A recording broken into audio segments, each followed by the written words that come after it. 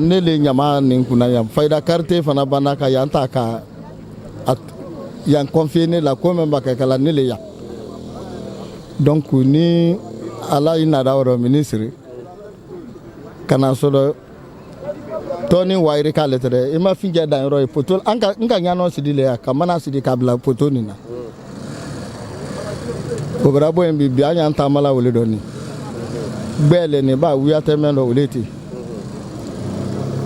ne ko ni mammo gbe fo alayi nyedo wule kala yi ala mala kandada ala bala kandana ne bara men kama ala ma no dawla abano la kani harija ni jama be ngodo ala ma wule kala ayenyi na mema wole la gine la wonye fedi ba awo kanu nyene anya mo mena me afeka adola wonye fe wala le ala ma de mena kaba miriama donc toroya sudma toroya men yanka ya nyama le trente la bibi abrasaniya mune yodo mtu on nala dira ministre na fala nyena nyamenka neni dina menu ya bamba men fala ya katote ni na ala dunya dama albafo ko ka kanya susuma na ma kya katamala antana gila dula bankalo anto maratro betro na ne fana nyonta do ban santane ko le ne nelia mara santane ko kenya ya donc na me yela ni nyom madar kala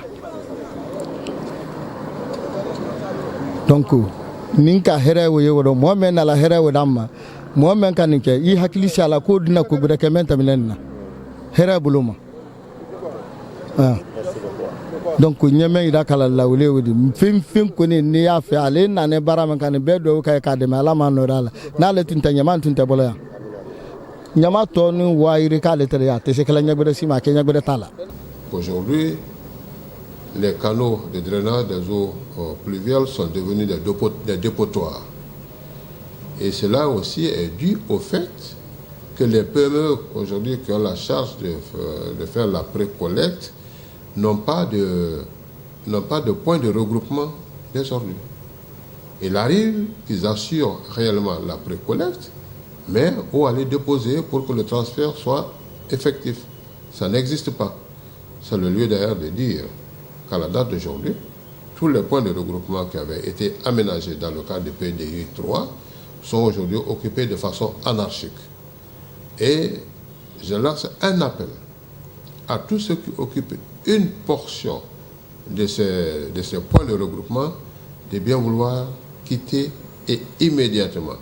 Sinon, dans les jours à venir, c'est-à-dire demain et après-demain, nous allons mettre la gendarmerie et la police pour aller non seulement évacuer ces gens de là-bas, mais les poursuivre. Donc il y aura une poursuite judiciaire pour occupation anarchique de ces points de regroupement qui ont pour conséquence aujourd'hui ces inondations et l'engorgement des différents canaux. Nous avons initié la mise en place d'une brigade de salubrité qui est en cours, mais en attendant, nous allons demander l'assistance express de la gendarmerie et de la police pour que ces lieux-là soient dégagés et donner la possibilité aux PME d'avoir des points de regroupement et pour que l'ANSP, qui doit assurer le transfert, assure le transfert régulier de ces ordures pour éviter que les ordures soient non seulement à même le sol, mais qu'au lieu de se trouver dans les points de regroupement, se retrouvent dans les caniveaux. Jusqu'à ce qu'on se retrouve avec ces PME, on a pensé que c'était des bras cassés. Mais contrairement à ça, ces PME-là sont de gros travailleurs et elles font effectivement leur travail, mais malheureusement, il arrive où après avoir collecté, ils ne savent pas où mettre. Il y en a même qui se déplacent pour faire le transfert jusqu'au niveau de la décharge. Arrivé là, la décharge elle-même est engorgée. Alors ça, c'est un ensemble de problématiques auxquelles nous sommes en train de trouver des solutions immédiates. Les PME ont beau faire leur travail, s'ils n'ont pas où déposer, ce sont les dépôts sauvages qui se multiplient. Et à la date d'aujourd'hui, tout Conakry est devenu des dépôts sauvages. Actuellement, quand nous avons évalué ce que nous avons à même le sol au point de vue dépôts sauvages, nous avons dénombré environ 208 000 mètres cubes de déchets encore aujourd'hui qui sont à Conakry non évacués. Et depuis un certain temps, nous avons commencé à faire ce travail et à cela s'ajoute le travail quotidien, c'est-à-dire la production journalière déjà de 1500 tonnes qu'il faut évacuer, et à cela s'ajoute ces 208 000 mètres cubes, ce qui est un travail énorme qui ne peut pas se faire en un jour. Si vous passez aujourd'hui du côté de Fossédé, vous verrez qu'il y a eu un grand travail.